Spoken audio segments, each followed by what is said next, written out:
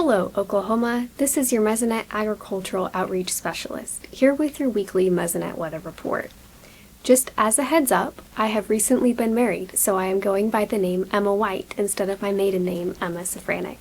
But you may see it as one or both as I undergo this transition in the next several months. Temperatures have been quite warm this past week and uniform across the state. These trends are expected to continue into next week. As of July 22nd, triple digits have been reached in the western half of the state, but not yet in the eastern half.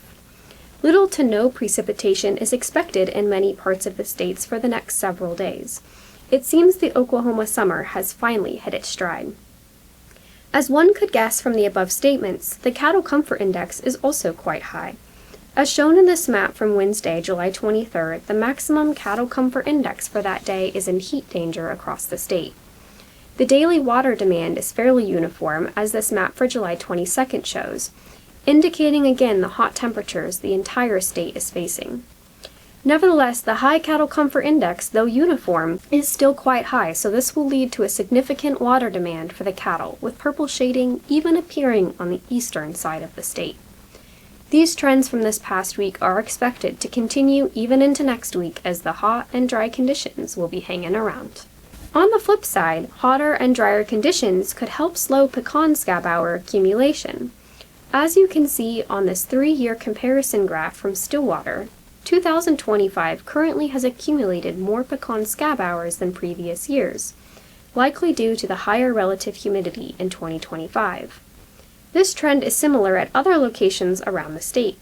However, with less humid conditions predicted for this next week, pecan scab hour accumulation will likely slow. Slower accumulation means a longer time between spraying applications. However, remember that this product is a tool, so does not replace the best judgment of the growers. Gary McManus is up next with your state climatology report. Thanks, Emma, and good morning, everyone. Now, it's been a while since I've talked to you, but a lot's happened since then. We got a lot of rain, and then it got hot again, and we actually have some color on the drought monitor map for the first time since early June. Let's get right to that new map and show you where it's at. Now, I say new map, but this has actually been here for a couple of weeks, and it's just 1.24% of the state, so a little tiny area down in southwest Oklahoma, hardly worth mentioning unless you're down in that region. Again, it's just abnormally dry conditions, so not drought just yet, but it does show an area that might go into drought, that D1 moderate drought, if they don't get rainfall soon.